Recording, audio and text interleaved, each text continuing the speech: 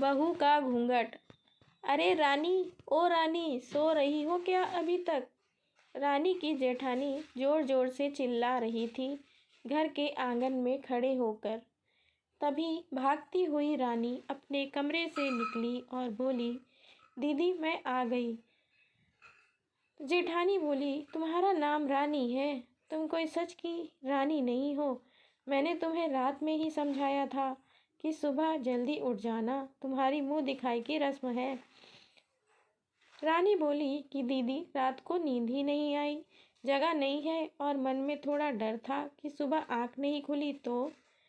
रजनी दीदी हंसते हुए बोली, मेरी प्यारी देवरानी, जल्दी से घूंघट कर लो, अगर माँ जी आ गई तो हंगामा हो जाएगा।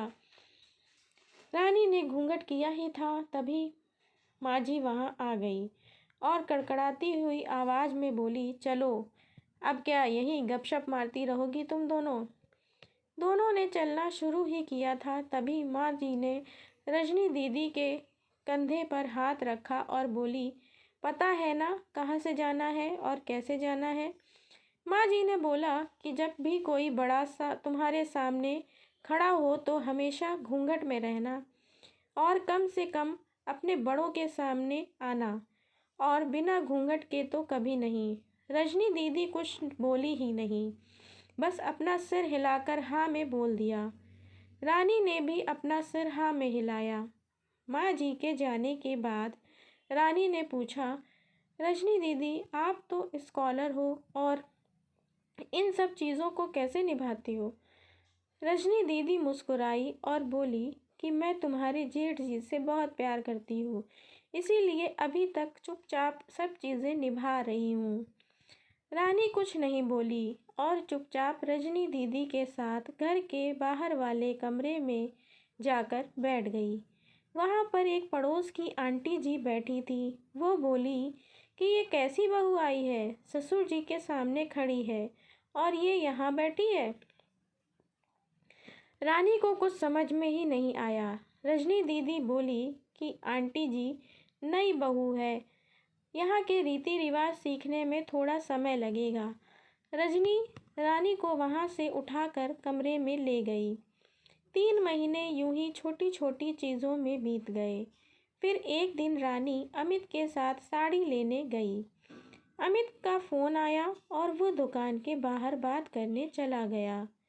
रानी साड़ी की दुकान पर बेधड़क होकर साड़ियाँ देख रही थी। तभी साथ में बैठे हुए अंकल जी खांसे, एक बार, फिर 2 बार, फिर 3 बार।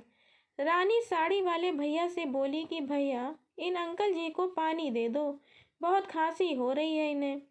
अंकल जी भड़क उठे और बोले, क्या बदतमीज़ लड़की है ये, कुछ शर्म लिहाज है या नहीं इसे? दुकान पर हंगामा देख अमित बाहर से भागकर अंदर आया और अंदर आते ही अंकल जी के पैर छूकर बोला, मामा जी आप यहाँ? रानी घबरा के दुकान से बाहर निकल आई, एक लंबा घूंघट निकालकर गाड़ी में बैठ गई। अमित बाहर आया और गाड़ी में बैठकर गाड़ी बहुत तेज चलाने लगा। रानी धीमी आवाज़ में बोली, गाड़ी बहुत तेज चला रहे हो, कहीं एक्सीडेंट ना हो जाए।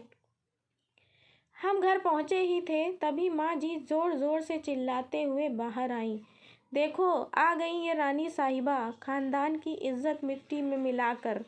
तभी रजनी आई और बोली, माँ जी मेरी शादी को 5 साल हो गए हैं, मैं अभी तक मामा जी को नहीं जानती, ये कैसे जानेगी? माँ जी जोर से चिल्लाई, देखो कैसे चपड़ चपड़ जबान चला रही है इस रजनी की। तभी अमित सबकी बात काटते हुए बोले कि माँ ये दोनों सही बोल रही हैं, अगर ये हमेशा घूंघट करके रहती हैं तो ये मामा जी को कैसे पहचानेगी? और माँ आज मामा जी के फ़ोन पर तुमने पूरे घर की शांति को भंग कर दिया है। ये वो ही समाज है जिसने सीता मैया पर भी उंगली उठाई थी।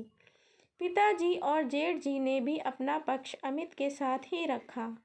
माँ जी थोड़ी देर सोचने के बाद वापस रजनी और रानी के पास आईं और बोली कि तुम दोनों को अपनी मर्यादा पता है, मुझे उम्मीद है कि तुम कभी भी मेरा सिर शर्म से नीचे नहीं झुकने दोगी।